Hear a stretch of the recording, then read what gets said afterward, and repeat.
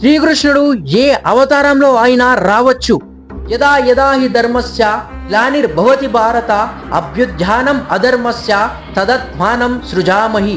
ఇదే Bhagavad Gita chapter 4 shlok number 7లో శ్రీకృష్ణుడు చెప్తున్నాడు, పార్థ, ఎప్పుడైతే ఈ అధర్మం ఎప్పుడైతే పెరిగిపోతుందో, పాపాలు గిట ఎప్పుడైతే పెరుగుతాయో, మనుషులో ఒక మానవత్వం అనేది ఎప్పుడైతే చచ్చిపోతుందో, అప్పుడు నేను ధర్మాన్ని కాపాడడానికి వస్తాను.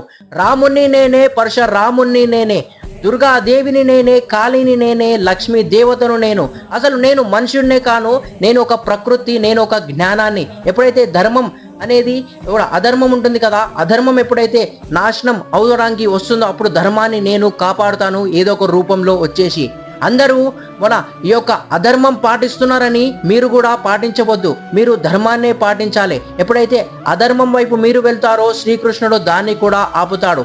అందుకే మనం ధర్మం వైపు నిల్చుందాం. హరే కృష్ణ.